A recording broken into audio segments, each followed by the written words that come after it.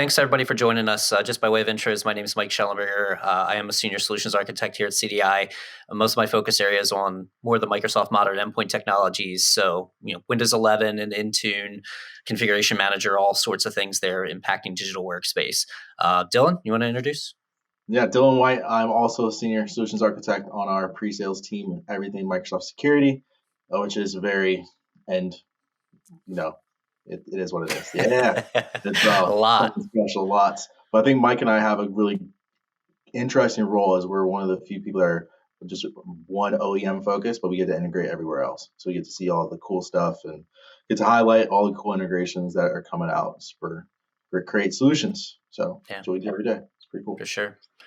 So a lot came out at Ignite, right? A lot of good sessions, a lot of good content. I've got a number of things actually from my list, Dylan. I'm not sure what yours looks like, but a lot of good takeaways, a lot of new GA announcements and stuff coming up. So we can kind of jump right in here, huh? Yeah, what do you want to say besides Copilot? Let's highlight something else. Let's see how many times we could say Copilot in the next few minutes, right? I don't think there's enough shots to take for that one. No, that seemed to be a game that Microsoft was playing at Ignite because it came up quite a bit, didn't it? It sure did. What was your key takeaway? So, like, one announcement, we were there obviously for three and a half days. You even did a little bit of the pre-lab day. What was your big takeaway from the whole week?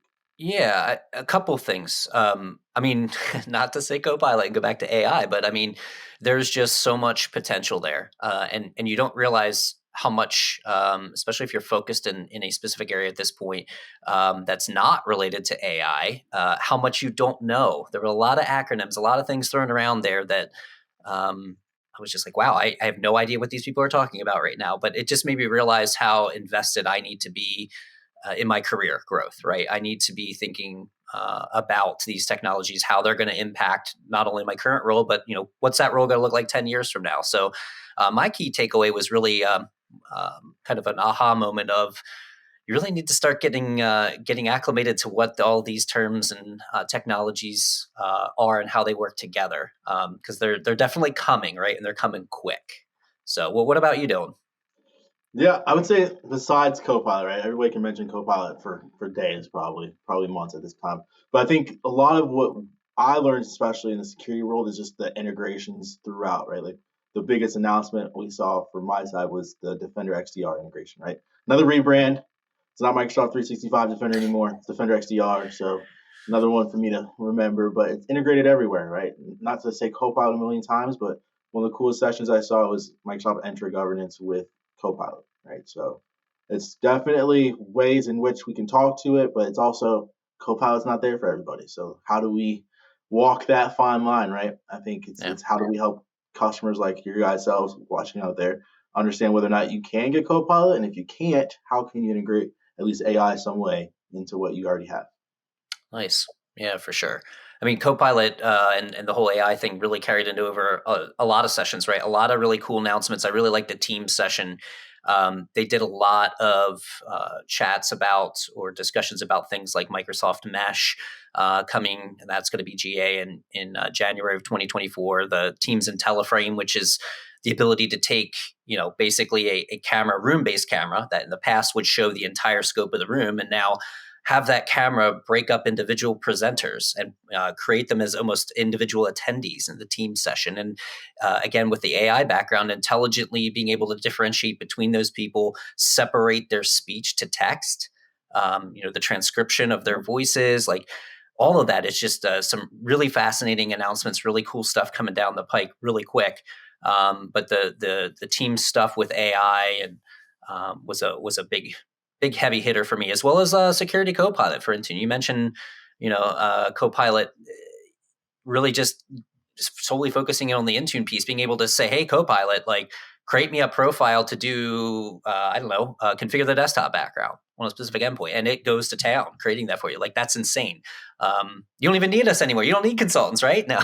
That goes back to what you said in the beginning, right? Like, how does our growth, right? And I think that's the big aha takeaway for us, right? Like, we've been kind of harping on our professional services team, like we need to do more, right? Like we need to do more in the consulting space because it is getting a lot easier, whether it's, just 365 having deployment methods now readily available, or Copilot, right? Like, how can we do more to Yeah. make CDI stand out just a bit? And I It's think a we're shift, coming. right? Yeah, everything has a new shiny, right? At the end of the day, Copilot's just another shiny. Yeah. Um, but I think what you said about Intune, it's more or less, hey, can we make a prompt to give us all of our conditional access policies, or how does this conditional access policy affect that?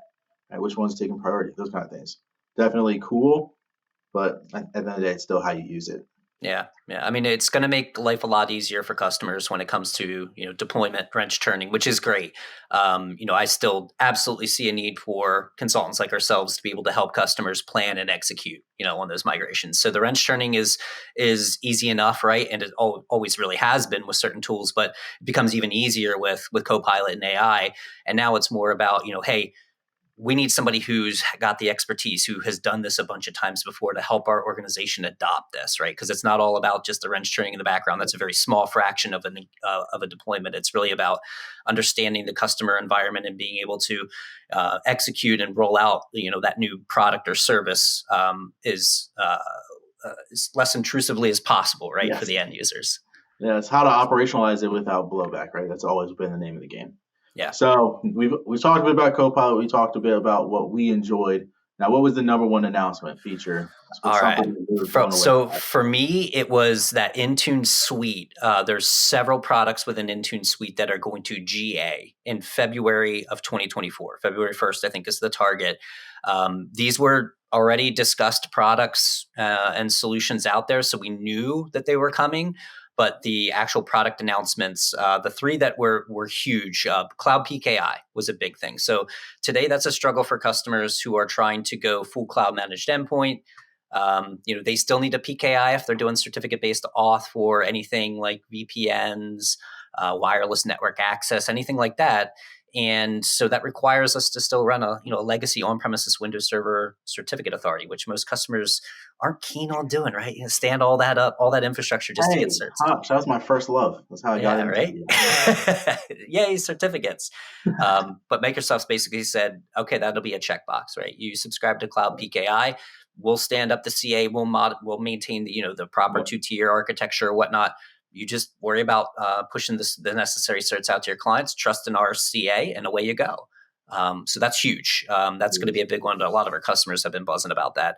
Advanced analytics is also getting a lot of new capabilities.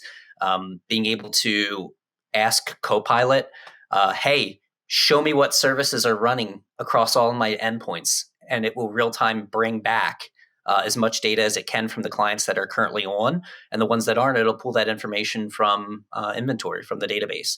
So like that's huge. That visibility never existed before with Intune. Customers have been clamoring for that for years. There's great partner solutions that do that today. So now Microsoft's also coming up with an option for that. And then the third was enterprise app management. This is a shortfall today if you want to use native Microsoft to manage your environment. Third-party apps, you got to manually patch them, just like with any MDM. So now Microsoft's coming out with a catalog that you basically go in and say, I want to deploy Google Chrome. And once you've deployed that, you can keep it up to date simply by going into the Intune console, and Microsoft will manage the packaging. As new updates come out, they will update those packages, and all you have to do is say, hey, I want this new version to go out to all my clients. Go ahead and deploy that. And it becomes so much easier when the SecOps team, right, your operations analysts come in and say, hey, we've got a threat or vulnerability on these endpoints. We need to get Chrome patched. And today it's really a manual process. Tomorrow it will just be literally a click. February 2nd, 2024, it'll literally be a click. So Nice. that was my big announcement. But how about you? One of your big takeaways there, the app management, I think is huge, but also the reverse of that, right? The 0 day. We roll out, we have a ring and it's got a 0 day vulnerability, right? You can roll it back just as easy. I think that's super important too. Yeah. So I think when you look at both sides of the table, right, that's why it's good when me and you get to talk, because we can talk about both sides of the aisle. Because usually we don't. So I think my biggest announcement outside of all the things security was probably the announcement of SSE, right? Like that's been coming for a while. Microsoft's been trying to, and I think not only for us CDI, right? How does that partake in the market? SSE market's been booming for a long time, right? Like we got great vendors of ours, right? Like Zscaler, Netscope, Palo has their own, right? There's all kinds of them out there.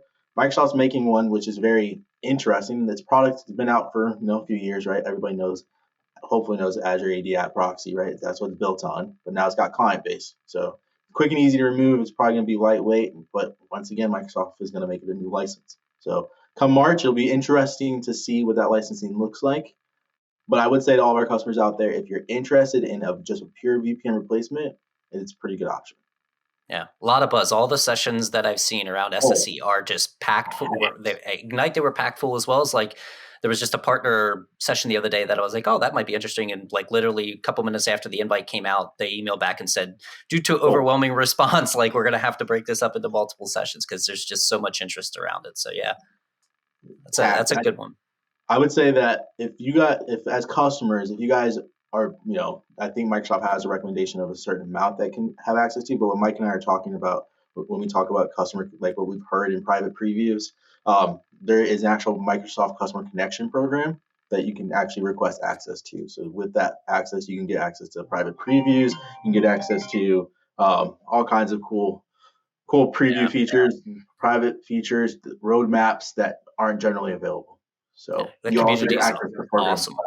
I would say the Awesome. access to program managers is probably the most For sure. benefit I've seen.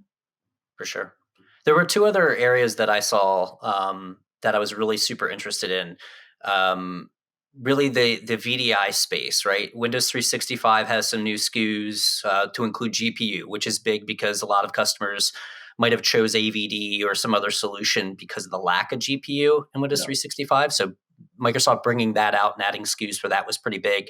But also the fact that Azure Stack is now going to support Azure Virtual Desktop. Yeah, right. And I mean, there's a lot of industry buzz right now with, VMware being acquired by Broadcom, a lot of stuff actually within the last 24 hours happening. Yeah.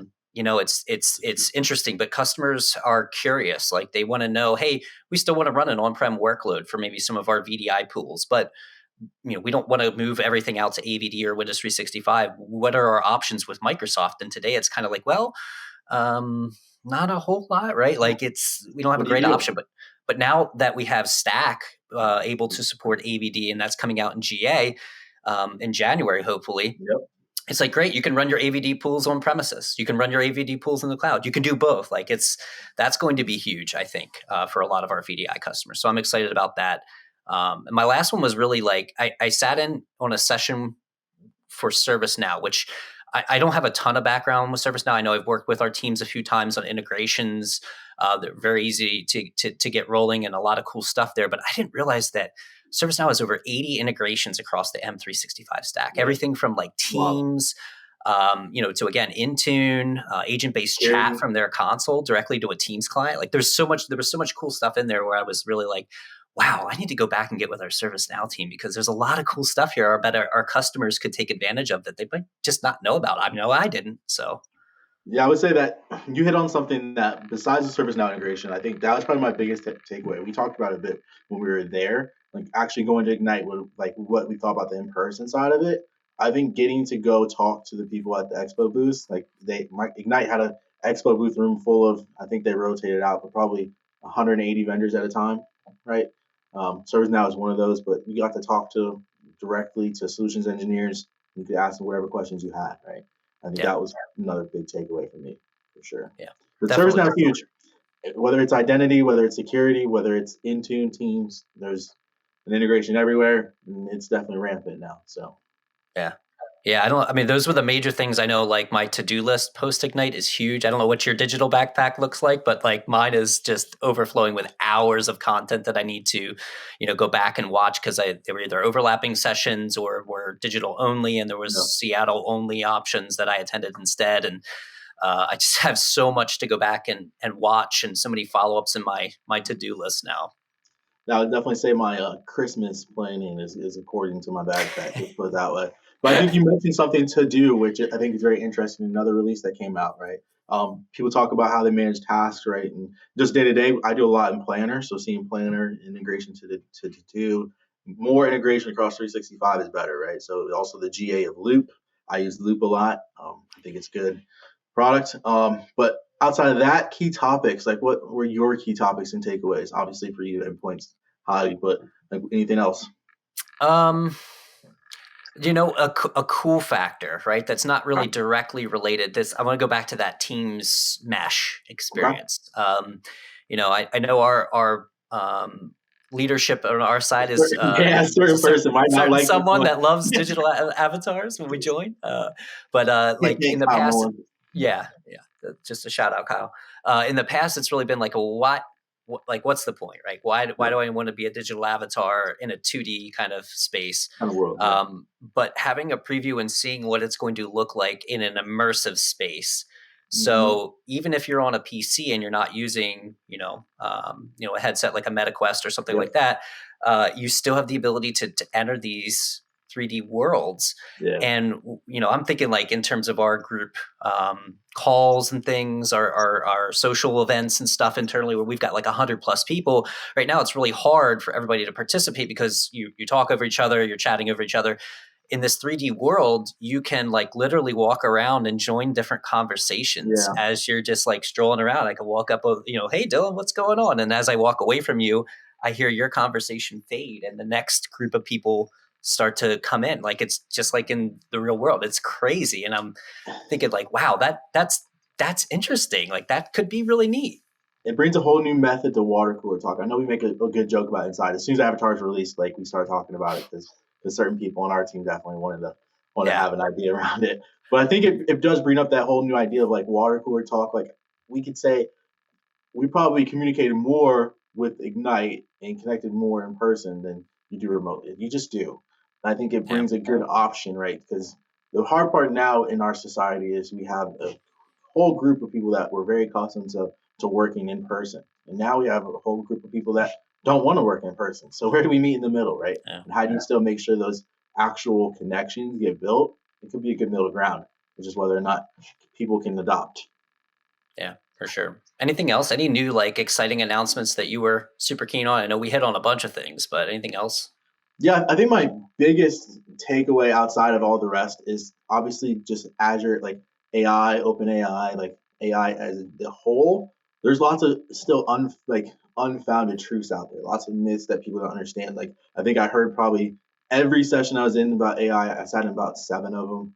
People asked, well, how does Azure AI train my data? Does it share my data? Does it? How do I like? Where do I start the journey? And it's been around for a long time, but Azure AI treats your data just like it treats any data that you put in it, right? It's your data. They don't share it with anyone else. There's what's called LLMs, right? The large language learning modules, right? Like those are always going to be there, but they're not training external data. So I think we, as CDI, could probably do a little bit more around that, right? Probably do a little bit more training.